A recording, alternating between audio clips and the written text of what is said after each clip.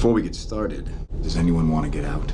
SAO is just straight up boring. It drags when nothing is happening, then suddenly speeds through parts that actually matter. There are so many dumb moments that make you wonder if the writer even cared. The characters are as bland as it gets. There's no real development, no reason to care about any of them. The whole thing just feels lazy. It tries to be deep and exciting, but it never pulls it off. The writing is weak. The world is forgettable. It's one of the most overhyped anime out there. SAO is a slap in the face to anyone who's ever touched an MMO. The game mechanics are a complete joke and make zero sense. It's like the writer just threw random ideas together without even bothering to understand how MMOs actually work. You can tell they have no experience and didn't do any research at all. Everything about the in-game world is broken. The mechanics are inconsistent. The progression system is nonsense, and none of it feels like a real MMO. Instead of impressing gamers, SAO just ends up insulting them. I will never stop hating on SAO. It's just that bad. You just don't know when to give up, do you?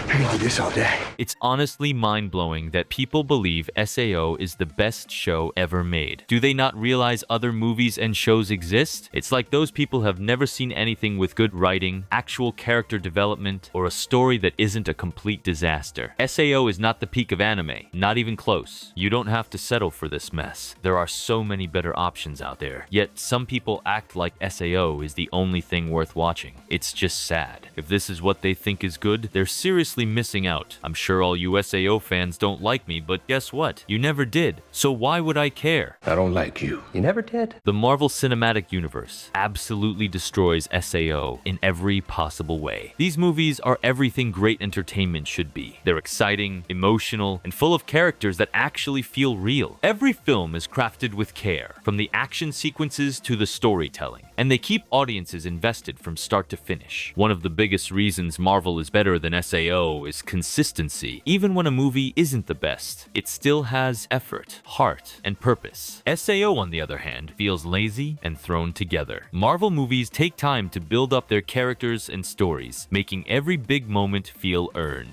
SAO just hands its protagonist everything on a silver platter, making the whole thing feel empty. The action in Marvel is another level. The fight scenes are intense, well choreographed, and full of weight. In SAO, fights are overhyped but have no real tension because the main character is always guaranteed to win. Then there's the emotional impact. Marvel movies know how to make you laugh, cry, and cheer all in one sitting. The characters grow, change, and feel human. SAO's characters are flat, predictable, and only exist to make the main guy look cool. Marvel actually respects its audience, while SAO just expects them to accept whatever nonsense it throws out. At the end of the day, Marvel movies are made for people who appreciate good storytelling, exciting action, and meaningful character arcs. SAO doesn't come close to delivering on any of that. Even the weakest Marvel film is more enjoyable, more engaging, and more worth watching than anything SAO has ever put out. There's a reason Marvel is the most successful and highest grossing franchise of all time. SAO doesn't even come close. It's not in the same league. Marvel never gets boring. Every movie feels fresh and unique, constantly trying new things and reinventing itself. They know how to keep things exciting and always bring something new to the table. SAO, on the other hand, is just the same boring slog over and over again. It never changes, it never surprises, and it's stuck in a loop of repetitive nonsense. Skip SAO and watch the Marvel movies instead. Don't settle for garbage when you could be watching something truly awesome. In this video, let's talk about some Marvel movies, and we're starting with the best one. The Avengers and the Guardians of the Galaxy must unite to battle their most powerful enemy yet, the evil Thanos, who's on a mission to collect all 6 Infinity Stones. Thanos plans to use the Infinity Stones to wipe out half of all life in the universe. If you were one of the characters in Avengers Infinity War, what should you do? How can you survive and defeat Thanos? In this video, I'll break down the Avengers Infinity War movie, explain all the mistakes made, see if I can make better decisions than the characters, and ultimately try to beat Thanos. Let's get started. The movie begins with Thanos and his lieutenants Ebony Maw, Cole Obsidian, Proxima Midnight, and Corvus Glaive attacking the spaceship carrying the remaining Asgardians who survived Asgard's destruction at the end of Thor, Ragnarok. Thanos has already obtained the Power Stone and he's currently looking for the Space Stone, which is contained within the Tesseract.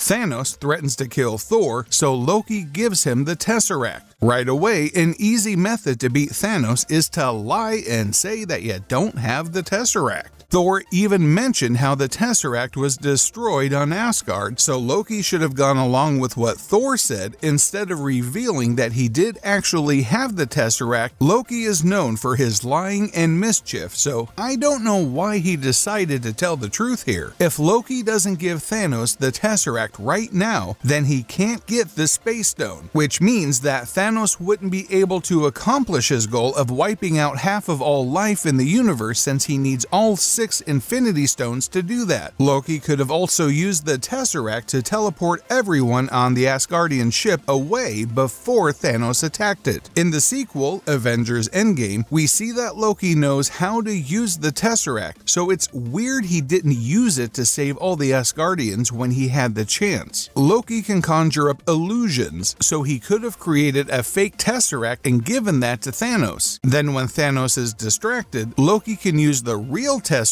to teleport himself and his friends away. Hulk surprises Thanos, but it's no use. Thanos is much stronger and easily overpowers Hulk without even using the Power Stone. Why did Hulk wait until now to attack Thanos? What was Hulk doing this whole time when the characters were talking? Furthermore, Thor and Loki could have fought Thanos together with Hulk. If it was 3 against 1, then they would have a much better chance of winning since Thanos' lieutenants were just standing there. After Hulk is defeated, Heimdall uses the Bifrost to send him to Earth. Heimdall could have also used the Bifrost to send Thanos into space, so he would suffocate and freeze to death like what happens to Ebony Maw later in the movie. Thanos doesn't have the Space Stone right now, so he can't teleport. Thanos kills Heimdall and then he breaks the Tesseract to get the Space Stone. Loki tries to stab Thanos in the face with a dagger, but he uses the Space Stone to stop the attack. Afterwards, Thanos snaps Loki's neck and kills him. Loki could have tried to fake his death by doing what classic Loki did in his timeline. Classic Loki casted a projection of himself that was so real even Thanos believed it. Then he simply just hid as inanimate debris. Loki could have gone along with Thanos to be a mole. He could have warned the other Avengers on Earth about Thanos. Loki has worked with Thanos before in the past, so Thanos might be willing to trust him again since he has some experience on Earth, and Thanos' other lieutenants don't. Moreover, in episode 2 of Marvel's What If show, T'Challa convinced Thanos that there was more than one way to reallocate the universe's resources. This is a good choice. Thanos uses the Space Stone to teleport himself and his lieutenants away. He also destroys the Asgardian spaceship with the Power Stone. In the meantime, Hulk crash lands at the Sanctum Sanctorum in New York City and he gets reverted back to Bruce Banner. He warns Doctor Strange and Wong about Thanos' impending arrival. Doctor Strange and Bruce find Tony Stark and bring him to the Sanctum Sanctorum. They tell him about Thanos and the history of the Infinity Stones. Tony suggests sticking the Time Stone down the garbage disposal, but Doctor Strange and Wong refuse to do that since they swore an oath to protect the Time Stone with their lives. But they should be willing to sacrifice the Time Stone to save half of all life in the universe. As long as the Infinity Stones still exist on an atomic level, it won't ruin the flow of time. So they should be fine. The characters need to find Vision since he has the Mind Stone embedded in his head. However, Vision turned off his transponder weeks ago, so Tony doesn't know his location. Tony thinks that Steve Rogers knows where Vision is, but they had a falling out, so they're not on speaking terms anymore. However, Tony has the cell phone Steve mailed to him at the end of Captain America: Civil War. He's about to use the cell phone to call Steve, but Ebony Maw and Cole Obsidian arrive in New York City to take the Time Stone from Doctor Strange. Bruce is traumatized by his encounter with Thanos earlier, and he's unable to transform into the Hulk. Tony uses his nanotechnology to create a new suit of armor around his body. Doctor Strange Strange also teleports Bruce to safety since he's not able to fight at the moment. Ebony Maw fights Dr. Strange and Wong, while Tony fights Cole Obsidian. Peter Parker also comes to help Tony. Tony and Peter should be able to easily beat Cole Obsidian. Tony is able to make Thanos bleed later in the movie, but for some reason they can't defeat Cole Obsidian right now. Ebony Maw is unable to take the Time Stone from Dr. Strange due to a spell, so he captures him instead. Wong teleports Cole Obsidian to an Arctic location and cuts his arm off with the portal. Tony and Peter pursue the spaceship off Earth while Wong stays behind to protect the Sanctum Sanctorum. Bruce picks up Tony's cell phone and he calls the other Avengers. Meanwhile, in space, the Guardians of the Galaxy respond to the Asgardian ship distress call and rescue Thor. Thor wakes up and thinks that Thanos will be after the Reality Stone next, which is currently in the Collector's possession on Nowhere. Thor needs a new weapon that's capable of killing Thanos, so he goes to Nidavellir with Rocket and Groot. Peter Quill asks Thor why they don't all have a Thanos-killing weapon, and Thor says that they're not strong enough to wield a weapon like that. But Peter Quill is half celestial, so he should be powerful enough to wield a weapon capable of killing Thanos. He even held the Power Stone for a short amount of time without dying at the end of the first Guardians of the Galaxy movie. This goes to show that he's really strong. Peter Quill, Gamora, Drax, and Mantis will travel to Nowhere to get the Reality Stone from the Collector before Thanos. On the way there, Gamora makes Peter promise that he will kill her if things go wrong. She knows where the Soul Stone is and can't tell Thanos the location. If Gamora knows this crucial information, then she shouldn't be going anywhere near Thanos. Gamora should have gone with Thor to Nidavellir and Rocket or Groot can go with the others. Or better yet, Gamora should go into hiding so Thanos can't find her. Going directly to Thanos is the worst possible choice. Gamora should also have a cyanide pill embedded in her teeth in case Peter Quill doesn't want to kill her in the end. The Guardians of the Galaxy arrive on Nowhere, but it's too late. Thanos has already obtained the Reality Stone and he creates an illusion to ambush the characters. Thanos says he expected Gamora to come, but how is he so sure of that happening? The Guardians of the Galaxy only came to Nowhere because they bumped into Thor by chance. Anyway, Thanos captures Gamora and Peter tries to kill her as promised. However, Thanos uses the Reality Stone to prevent him from doing that. This is exactly why Gamora shouldn't have come to Nowhere. Thanos then uses the Space Stone to teleport himself and Gamora away. We move to Scotland and see that Wanda Maximoff and Vision have been hiding out. The two of them are attacked by Corvus Glaive and Proxima Midnight. Wanda and Vision shouldn't be walking around in public. If they were in an actual safe house or something, then it would be much harder for Corvus Glaive and Proxima Midnight to find them. Steve Rogers, Natasha Romanoff, and Sam Wilson come to help Wanda and Vision fight. They're about to kill Corvus Glaive and Proxima Midnight, but don't for some reason. So Corvus Glaive and Proxima Midnight are able to escape. Steve, Natasha, and Sam should have just killed Corvus Glaive and Proxima Midnight when they had the chance. I'm not sure why they allowed them to live. They've all killed many people before in the past, so it's not like they're unwilling to kill others. Steve, Natasha, Sam, Wanda, and Vision then go back home to the Avengers facility in upstate New York. There they meet with James Rhodes and Bruce. Natasha tells Bruce that Scott Lang and Clint Barton are currently under house arrest, so that's why they aren't here right now. But if they had Scott, then he could easily defeat Thanos on his own. Just have Scott shrink down to the size of an atom and crawl into Thanos' ear. Then all he has to do is expand and grow bigger. That should obliterate Thanos from the inside out. Vision suggests that they should destroy the Mind Stone in his forehead to stop Thanos from getting it, but the other characters refuse to do that since it would also kill him. Bruce says that they can possibly extract the Mind Stone from Vision's forehead without killing him, and Steve knows a place where they can do just that: Wakanda. This plan seems pretty risky. There's no guarantee that it will work. They should destroy the Mind Stone right now to make sure that Thanos can't get it. Vision was willing to sacrifice himself, so the other characters should have honored his decision. And as stated before, the Infinity Stones will still exist on an atomic level level, so destroying the Mind Stone won't ruin the flow of time or anything. In Wakanda, T'Challa has a new vibranium arm for Bucky Barnes. Ebony Maw also begins to torture Doctor Strange on his spaceship. Tony and Peter rescue Doctor Strange and launch Ebony Maw into space, killing him. Doctor Strange says that they should turn the ship around and retreat, but Tony disagrees with him. He thinks they should take the flight to Thanos instead of retreating. I'm with Doctor Strange here. You can't just bring the Time Stone directly to Thanos. It would be a lot better to go back to Earth and regroup with the other Avengers. You would have a much higher chance of defeating Thanos with everyone involved and working together. Doctor Strange doesn't have to listen to Tony here. He can just simply create a portal back to Earth. Did Doctor Strange forget that he can do that? Thanos talks with Gamora and explains how the universe has finite resources. Therefore, he needs to kill half of the population or else life will cease to exist. This doesn't make a lot of sense. Why doesn't Thanos just use the Infinity Stones to double all the resources in the universe? The population is eventually going to go back to what it was, so it's not like eliminating half of all life in the universe right now is a permanent solution either. For example, it only took 50 years to go from 3.5 billion people to 7 billion people, so it isn't going to work in the long run. Thanos has been torturing Nebula, and he's aware that Gamora knows where the Soul Stone is located. Thanos will kill Nebula unless Gamora tells him the location of the Soul Stone. Gamora should just keep quiet. The fate of the universe is literally at stake here, so Gamora can't let Thanos obtain the Soul Stone no matter what. Nebula might die, but if Thanos is successful, then half of all life in the universe will die. So it's not like Gamora has much of a choice here. Gamora doesn't want Nebula to die, so she reveals that the Soul Stone is on Vormir. Nebula is able to escape after killing one of the guards. She signals the remaining Guardians of the Galaxy to meet her on Thanos' home world, Titan. Doctor Strange, Tony, and Peter also arrive on Titan. They meet the Guardians of the Galaxy and come up with a plan to remove Thanos' gauntlet. Doctor Strange also uses the Time Stone to view 14,605 alternate futures. There's only one where the Avengers win. Thanos and Gamora go to Vormir and encounter Red Skull. He informs them that the Soul Stone can only be retrieved by sacrificing the life of a loved one. Thanos tearfully throws Gamora off the cliff and is granted the Soul Stone after Gamora dies. This is another reason why Gamora shouldn't have gone to nowhere to confront Thanos. If she didn't get captured, then Thanos wouldn't be able to obtain the Soul Stone even if he knew that it was located on Vormir. I'm pretty sure that Thanos doesn't love anyone else, not even Nebula, so he doesn't have anyone to sacrifice for the Soul Stone. Gamora can't even jump off the cliff to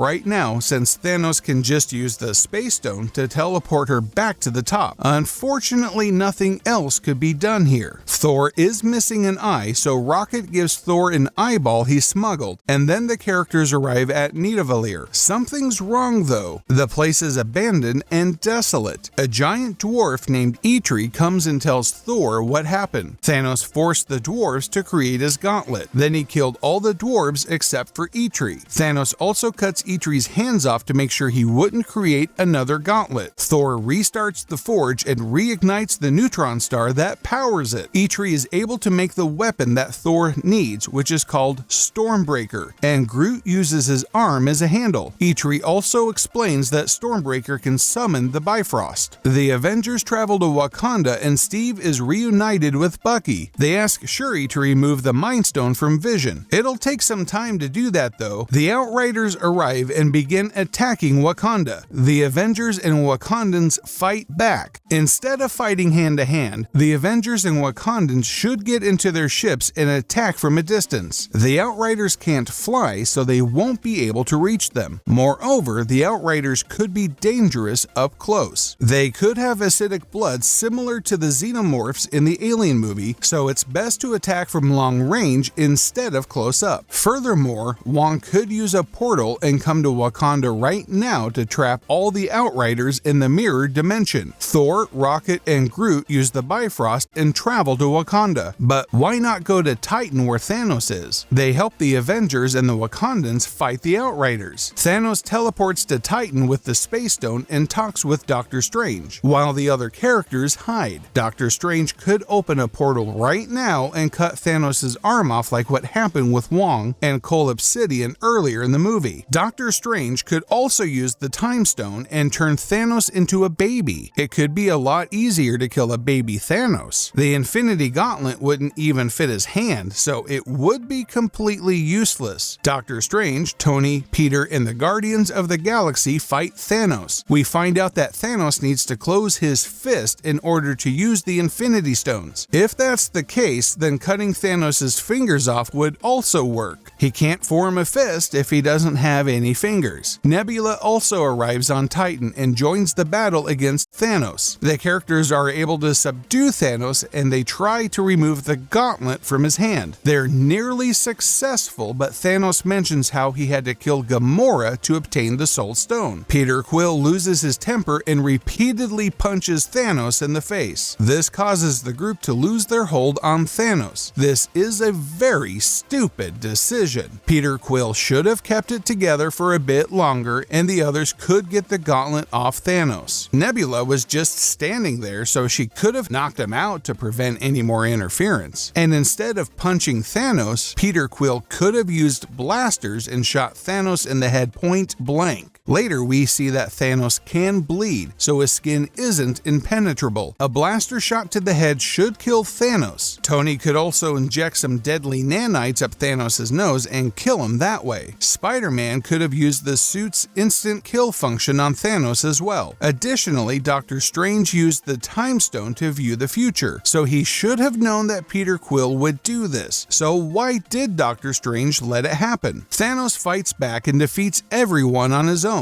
He's about to kill Tony, but Doctor Strange offers to give Thanos the Time Stone if he spares Tony's life. Thanos accepts the offer and Doctor Strange hands him the Time Stone. This is not a good decision. Now Thanos is one step closer to wiping out half of all humanity. Doctor Strange shouldn't have given Thanos the Time Stone under any circumstances. Also, why didn't Doctor Strange actually use the Time Stone against Thanos? As previously mentioned, Doctor Strange could turn Thanos back into a baby. Thanos adds the Time Stone to the Infinity Gauntlet and teleports to Earth to retrieve the final Infinity Stone, which is the Mind Stone. Doctor Strange tells Tony that they're now in the end game. Shuri is unable to remove the Mind Stone from Vision's forehead, and Wanda goes to the battlefield to fight. Corvus Glaive infiltrates Shuri's lab and attacks Vision. If Wanda was going to the battlefield, then someone else should have gone up to the lab and traded places with Wanda to protect Vision, since Shuri can't fight Corvus Glaive on her own. Bruce could have helped Shuri try to remove the Mind Stone. He isn't able to transform into the Hulk at the moment, so he would be more valuable at the lab. He wasn't really doing much with the Hulkbuster armor anyway. Bruce manages to kill Cole Obsidian and Wanda kills Proxima Midnight. Vision also stabs Corvus Glaive and kills him. Thanos arrives in Wakanda for the Mind Stone. The characters are unable to hold him off. Thanos is way too powerful at this point. There's honestly not much they can do, but instead of going at Thanos one by one, they could try to attack him together. Maybe they might slow Thanos down a bit. Wanda tearfully kills Vision and destroys the Mind Stone to prevent Thanos from taking it. However, Thanos uses the Time Stone to reverse the destruction and Vision's death. He takes the Mind Stone out of Vision's forehead and kills him again. This is exactly the reason why they should have just destroyed the Mind Stone before Thanos got the Time Stone. Thanos adds the Mind Stone to his Infinity Gauntlet, but Thor suddenly attacks Thanos with the Stormbreaker. Thor drives Stormbreaker into Thanos' chest, but Thanos is able to survive long enough to snap his fingers. Thor should have gone for the head as mentioned in the movie, or he could have also cut Thanos' left arm off. He He can't snap without an arm. And where was Thor when the other characters were holding Thanos off? Why didn't Thor come sooner? He could have definitely killed Thanos before he got the Mind Stone from Vision. Thanos then teleports away, but he was able to accomplish his ultimate goal. Half of all life in the universe disintegrates. This includes Bucky Barnes, T'Challa, Wanda, Groot, Sam, Mantis, Drax, Peter Quill, Doctor Strange, and Peter Parker.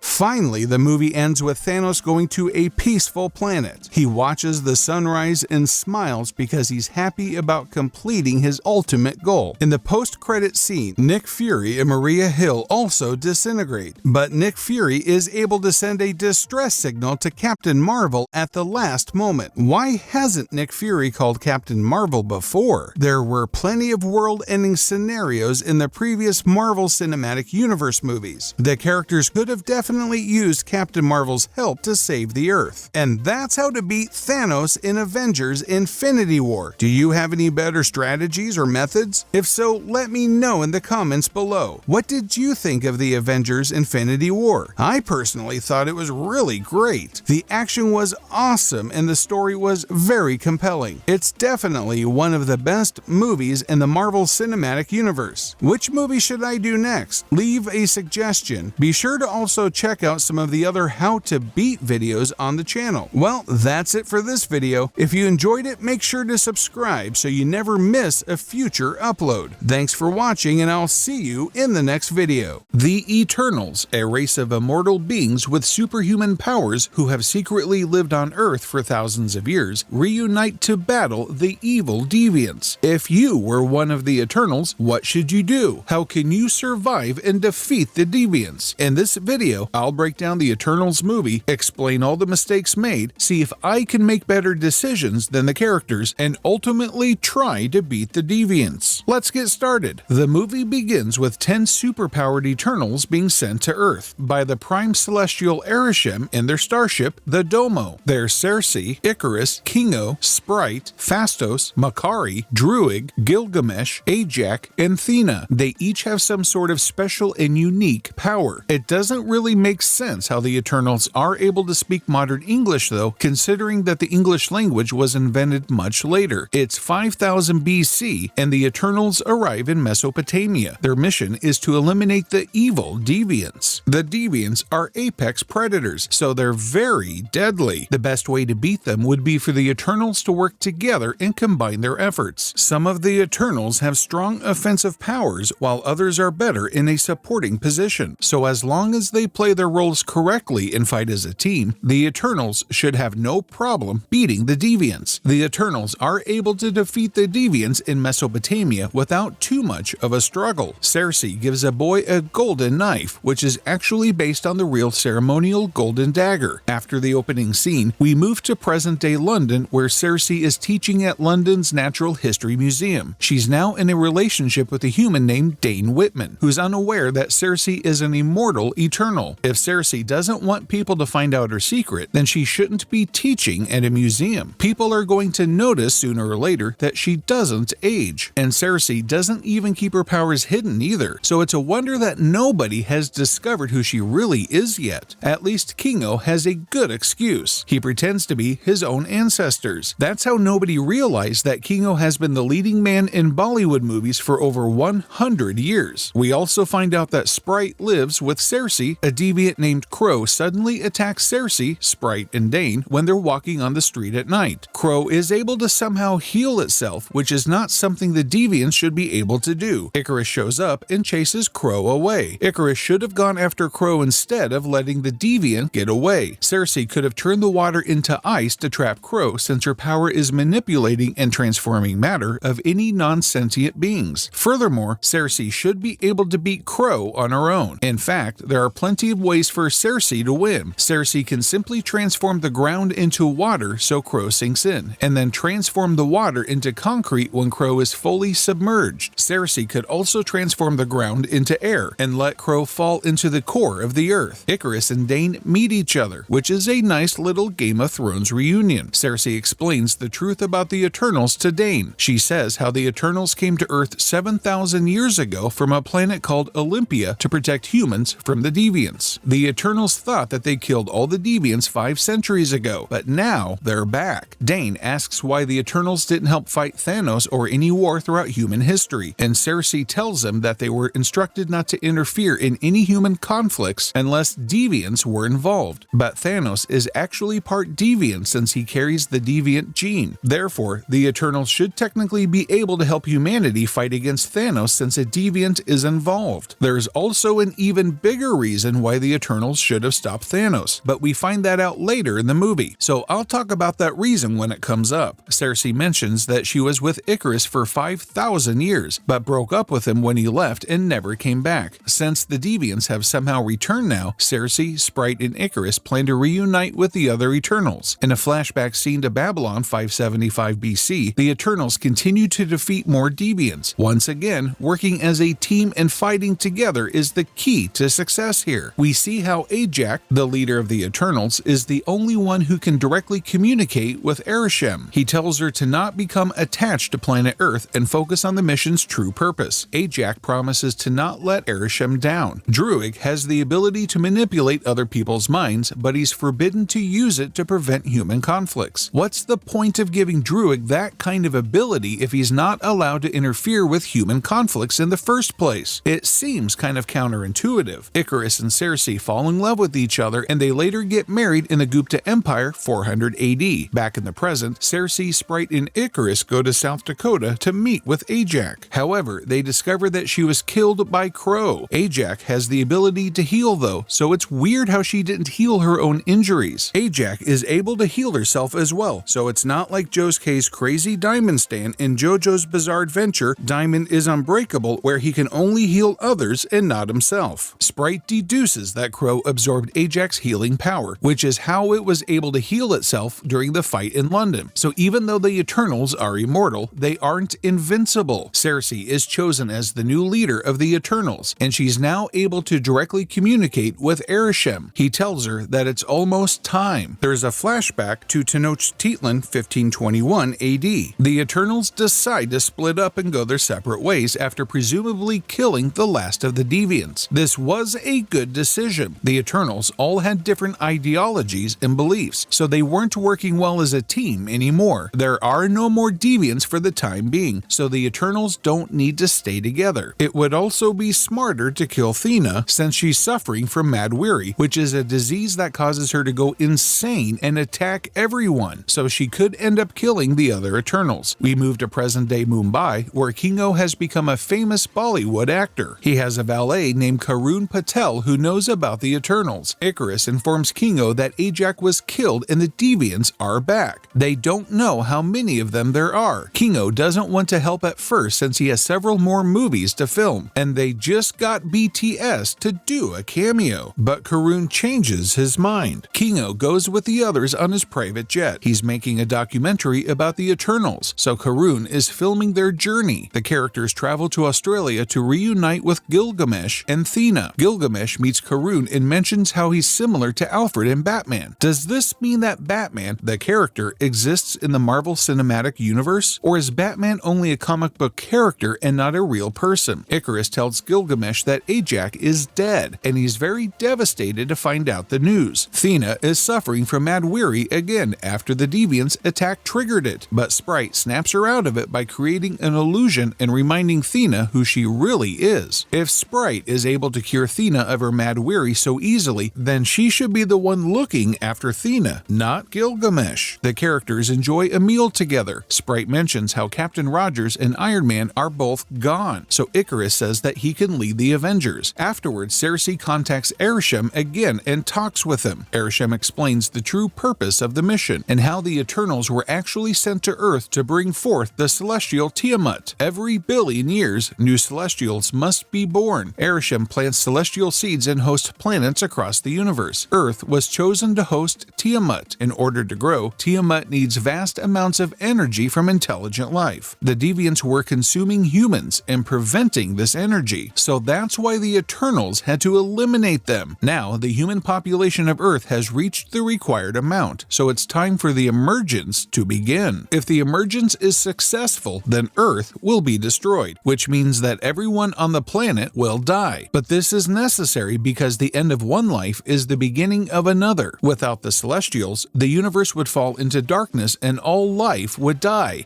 Jack knew the truth and helped many Celestials emerge over millions of years. So have the other Eternals. Arishem reveals that there is no Olympia. The Eternals were built and programmed by Arishem in the World Forge. They're actually fancy robots, and their memories are erased and reset after every emergence. The Eternals' memories are stored so Arishem can study the deviants. Arishem also created the deviants and sent them to Earth to exterminate the apex predators so intelligent life could grow. However, there was a flaw in their design. The deviants evolved and became predators themselves. Arishem lost control of them. That's why he made the Eternals to be synthetic beings and incapable of evolution to correct his mistake. Well, that's certainly a lot to take in. The Eternals could try tattooing themselves before their memories are wiped so they can remember a bit of their previous life. Sort of like what Leonard did in the Memento movie since he suffered from anterograde amnesia. Moreover, the Eternals should have suspected that something was wrong since they thought they eliminated the deviants over 500 years ago. Yet they're still stuck on planet Earth. So clearly, Arishem had an ulterior motive, and there's something he isn't telling them. And if the Eternals are robots, then why do they need to eat human food? Arishem should have told the Eternals the real plan from the start so they wouldn't try to rebel against him. Additionally, if Arishem's actual goal is to make the emergence happen, then the Eternals should have stopped Thanos from wiping out half of all life in the universe since that delayed the emergence by several years. It also doesn't make any sense why Arishem would tell Cersei the truth now. He could have simply kept quiet and not given the Eternals any second thoughts since the emergence was only a few days away. Furthermore, if the Eternals were all created by Arishem, then why did he give each of them unique powers? It would have been a lot more effective and efficient if they all had the best powers. And why did Arishem give the Eternals flaws and imperfections? For example, there's no reason to make Sprite a child or Makari deaf. Cersei tells the other Eternals what she learned. Arishem did something wrong when resetting Thena's memories. That's what caused the Mad Weary and why she remembers bits and pieces of her previous life. The Eternals plan to find a way to stop the emergence since they've grown attached to the people of Earth and don't want them all to die. The Eternals go looking for Druig in the Amazon rainforest since he might be able to put Tiamat to sleep. They talk with Druig and explain the situation, but he refuses to help and doesn't really care. Thena thanks Gilgamesh for taking care of her. Sprite has a crush on Icarus, but isn't able to get with him due to her childlike appearance. Cersei asks Icarus why he left. Before he's able to give an answer, Crow and the other deviants suddenly come and attack the place. Cersei turns one of the deviants into a tree, which means that she can now manipulate sentient life as well. Cersei's ability was already really powerful, but now it's even stronger. Could Cersei always do this and never tried? It doesn't really make sense how she suddenly gained this new skill. Gilgamesh is killed by Crow and his power is absorbed. Crow becomes more humanoid and promises to kill all the Eternals before escaping. This is why the Eternals should have been fighting together. The main problem here is tactics. The Eternals are all scattered and not working as a team. They should group up to have a better chance of survival since there's strength in numbers. The Eternals have fought the Deviants many times before, so they should know better. Gilgamesh already had a lot to deal with on his own since Thena was still suffering from Mad Weary, so he needed some backup to win the fight against Crow. Icarus couldn't even beat Crow by himself, and he's arguably the strongest Eternal, so there's no way Gilgamesh was going to win on his own either. Gilgamesh tells Thena to remember before dying. Since Cersei can manipulate sentient life as well now, she can turn random objects into body parts and organs for Gilgamesh and assimilate them into his body to save his life. Similar to what Giorno's Gold Experience Stand did in the JoJo's Bizarre Adventure Golden Wind anime series. The characters cremate Gilgamesh and Druig still doesn't want to help them since he doesn't have the power to take control of a Celestial's mind. The Eternals go looking for Phastos and there's a flashback to Hiroshima, August 1945. Phastos helped create the atomic bomb and he gave up on humanity after seeing all the death and destruction that he caused. In the present, Phastos has regained faith in humanity and is living with his husband Ben and son Jack in Chicago. Cersei and Icarus arrive at their house. Jack mentions how Icarus is similar to Superman. So is Superman an actual character in the Marvel Cinematic Universe? Or just a comic book character? If Superman was real, then the Eternals should ask him for help. I'm sure Superman would be pretty useful in stopping the emergence and killing the deviants. Phastos doesn't want to help the Eternals since he has a family now, but Ben convinces Phastos to change his mind. Phastos shouldn't need so much convincing. He should want to stop the emergence since he's the only Eternal with an actual family, so he has the most to lose if the planet is destroyed and everyone dies. The Eternals travel to Iraq and recover the Domo. Makkari is on board and none of the Eternals have seen her for centuries. It doesn't really make sense how Makkari has been here for so long though. She isn't able to phase through walls like the Flash, so is Makkari waiting inside the Domo, which was underground for the past couple hundred years? Phastos comes up with a plan for Druig to absorb all the Eternals' cosmic energy and amplify his mind control powers with the Unimind. Then Druig can put Tiamat to sleep and the Eternals can help transfer the people of Earth to a different planet. This is a pretty ambitious plan. It's going to be very difficult to bring over 7 billion people to another planet. It would be a lot easier if the Eternals just killed Tiamat before he emerged from the Earth. It's then revealed that Icarus knew about the emergence all along. Ajax wanted to tell the other Eternals the truth and stop the emergence since she's grown attached to the people of Earth, but Icarus couldn't betray Arishem. He lured Ajax to some of the deviants in Alaska so she would be killed and couldn't stop the emergence. Crow killed Ajax and absorbed her powers. Afterwards, Icarus brought Ajax's body back to her house to fool the other Eternals and keep them busy until the emergence happened. Makkari uses her super speed to scour the globe and she finds out that the emergence is starting at the foot of an active volcano in the Indian Ocean. Unfortunately, Phastos hasn't finished creating the Unimind yet. Icarus betrays the other Eternals and they realize that he was responsible for Ajax's death. Cersei should touch Icarus and turn him into a tree or something to stop him from causing any more trouble. Sprite also switches sides and joins Icarus since she loves him. This is not a good decision. Icarus won't be able to reciprocate Sprite's feelings towards him, so she won't receive the same love back. There's no good reason for Sprite to betray her family over some guy who doesn't care about her. The other Eternals should be able to be Icarus and Sprite though, especially since Cersei can now manipulate sentient life. Sprite can only create illusions, so she doesn't really have any offensive power. Icarus is the real problem, but if the other Eternals work together, then they should be able to defeat him. Icarus can shoot powerful cosmic energy beams from his eyes, so if the Eternals can gouge Icarus's eyes out, then he won't be able to use that ability anymore. Icarus would then be much easier to take down since he also can't see. Kingo agrees with Icarus's point of view and still has faith in Arishem, but he doesn't want to hurt any of the other Eternals, so he chooses not to participate in the final fight and leaves with Karun. But Kingo should want to save humanity since he's a famous movie star. If Earth is destroyed, then nobody can watch his movies anymore. Druig needs a backup plan since his powers might not be strong enough to put Tiamat to sleep. Phastos repurposes Cersei's connection to Arishem so the Eternals can all connect with each other to activate the Unimind. The Eternals go to where the emergence is taking place to fight Icarus and Sprite. The Eternals should ask for help from the other superheroes in this universe. I'm sure someone like Doctor Strange, Hulk, Shang-Chi, or Scarlet Witch would be really useful in stopping Tiamat and fighting against Icarus and Sprite. Spider-Man is busy dealing with the fallout of Mysterio exposing his identity, and other heroes like Captain Marvel and Thor are probably off-world, so they won't be able to assist. Maybe Ant-Man's shrinking technology can shrink Tiamat as well. The fate of the entire world is literally at stake here, so the Eternals need all the help they can get. Makkari has super speed, so she could easily run across the globe in a few seconds and try to ask for help from the other heroes who are available. Icarus takes out Druig, which means that the emergence isn't stopped. Therefore, Cersei must find a way to stop Tiamat. Crow comes to attack the Eternals again, but is killed by Thena. It would have been a lot better to give Crow a redemption arc after inheriting Ajax and Gilgamesh's memories. Crow could then switch sides to join the Eternals in the fight against Icarus and Sprite and help the Eternals stop Tiamat. Phastos subdues Icarus and Sprite stabs Cersei in the back. As explained before, Cersei can use her transmutation skills to turn the knife into part of her body and heal her injury. Druig comes and knocks Sprite unconscious with a rock. Tiamat begins to emerge from the core of the earth. Phastos activates the Unimind again. Cersei uses her powers to turn Tiamat into marble, but she isn't strong enough. In the meantime, Icarus breaks free from the restraints and comes to attack Cersei. He's about to kill her, but stops due to his love for Cersei, so the power of love wins in the end. Icarus and Sprite ultimately join the Unimind as well, and Cersei gains enough power to finish her goal of turning Tiamat into marble. Even so, a massive celestial emerging from the core of the Earth would cause a lot of tsunamis and earthquakes around the world since the tectonic plates would have been shifted. This alone would be an extinction-level event and affect the Earth's rotation as well. It's weird how there were absolutely no consequences at all since there were already several earthquakes around the world at the start of the movie before Tiamat even emerged. Everyone living in a coastal area would be dead. Icarus is overcome with guilt and he flies directly into the sun to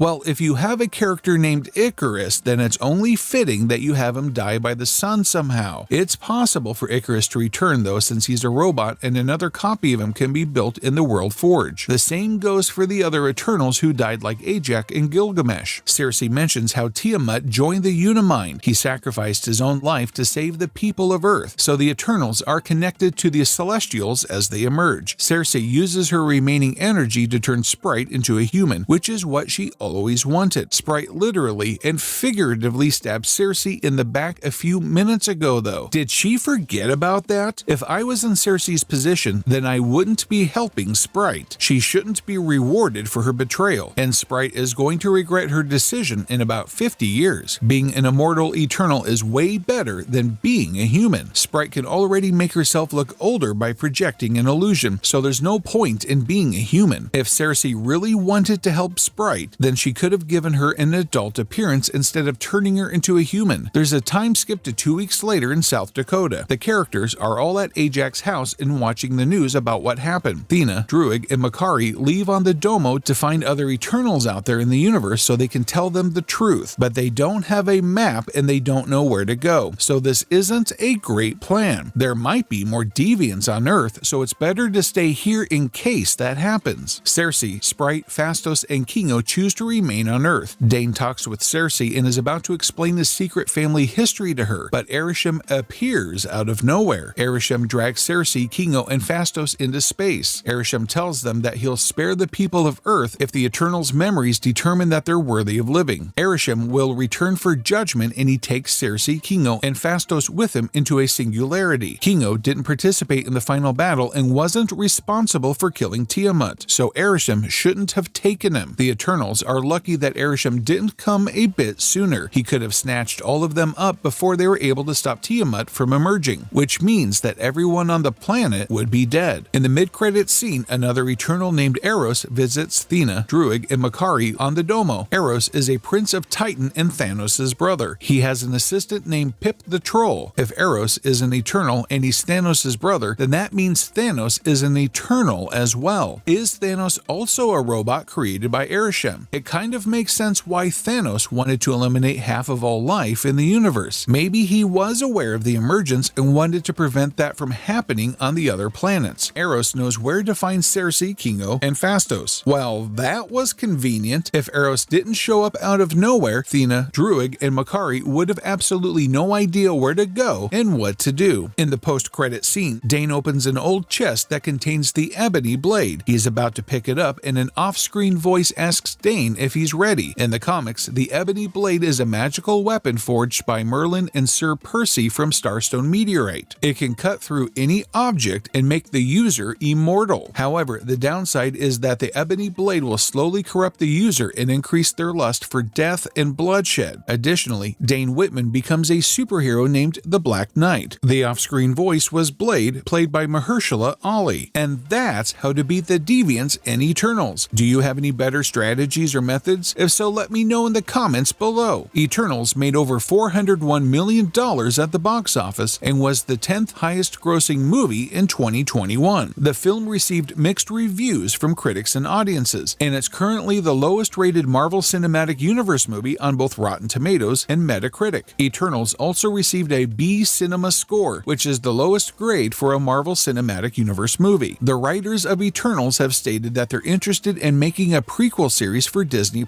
Additionally, Gemma Chan, the actress who plays Cersei, mentioned that she would return in future projects. What did you think of Eternals? I personally thought it was pretty average. Which movie or anime should I do next? Leave a suggestion. Be sure to also check out some of the other How to Beat videos on this channel. Well, that's it for this video. If you enjoyed it, make sure to subscribe so you never miss a future upload. Thanks for watching, and I'll see you in the next video. Black Widow is a 2021 American superhero movie. It's the 24th film in the Marvel Cinematic Universe. In this video, I'll explain the ending and post-credit scene of Black Widow, as well as what's next for the Marvel Cinematic Universe. Let's get started. It's revealed that Taskmaster is actually Dreykov's daughter Antonia. Natasha failed to kill her in the past. However, Antonia suffered a lot of damage, so Dreykov put a chip in the back of her neck and turned her into the perfect soldier. This is quite different from the comics. In the comics, Taskmaster is Anthony Tony Masters. He's an adversary of superheroes like Spider-Man, Ant-Man, and Captain America. Taskmaster is usually depicted as a mercenary for hire and a training instructor. He's also the biological father of the character Finesse. This twist is very similar to the Mandarin twist in Iron Man 3. Maybe a real version of Taskmaster exists somewhere out there, and we'll see Anthony Tony Masters in a future Marvel Cinematic Universe movie, just like how Tony Leung will be playing the actual Mandarin in the upcoming Shang-Chi and the Legend of the Ten Rings movie. A lot of people thought that Taskmaster might be O.T. Fagbenley's character, since we never saw him in any of the trailers, but that wasn't the case. There was also a theory about how Taskmaster might be Melina, but that also wasn't true. Dreykov sends Taskmaster away, and Natasha tries to kill him. However, she's unable to do so, because smelling Dreykov's pheromone prevents Natasha from committing violence against him. Melina told Natasha about the pheromone before they went on the mission though. She has to sever the nerve to block the Perceptor. Natasha bashes her head on the table and does that. In the meantime, Alexei fights Taskmaster, but Melina traps her in a cell. Natasha attacks Dreykov, but the other widows come to fight her. Yelena shows up and throws the vials into the room, creating a red dust bomb. The widows are freed from command, and Natasha tells them to get far away from here. Natasha logs into the system and releases the other widows around the world as well. Melina and Alexei fly away. Natasha frees Taskmaster. Dreykov and some other agents try to escape, but Yelena stops them by destroying the wing of the ship, which explodes and everyone on board dies. Yelena falls off, but Natasha jumps after her with a parachute. She's able to put the parachute on Yelena, but Taskmaster also comes to attack them. Natasha pushes Yelena away and fights Taskmaster on her own. They fall safely to the ground, and Natasha uses the last vial on Taskmaster and frees her from the mind control. The red room comes crashing down to the ground. Yelena survived, and Natasha is also reunited with Alexei and Melina. Thaddeus Ross comes to arrest Natasha. She stays behind and lets the others escape. Yelena gives Natasha her vest. The other widows also come back, and they bring Taskmaster with them before flying away. Natasha stands there and waits for Thaddeus Ross to arrive. Then there's a 2-week time skip. Natasha is now blonde and wearing Yelena's vest. She goes to visit Rick Mason. He got her a Quinjet this time. Finally, the movie ends with Natasha flying off. In the post-credit scene, Yelena and her dog go to visit Natasha's grave, which means that this takes place after Avengers Endgame. Valentina from The Falcon and the Winter Soldier also comes to pay her respects. Yelena is working for Valentina, and she has her next target. It's Clint Barton, aka Hawkeye. Valentina was originally going to appear in Black Widow first, but the movie was delayed several times, and The Falcon and the Winter Soldier came out before it. Since Natasha is dead, we can assume that Yelena will become the new Black Widow. In the comics, Yelena Belova was the second character to use the Black Widow name. Furthermore, it's already been reported that Florence Pugh will reprise her role in the upcoming Hawkeye TV series on Disney+.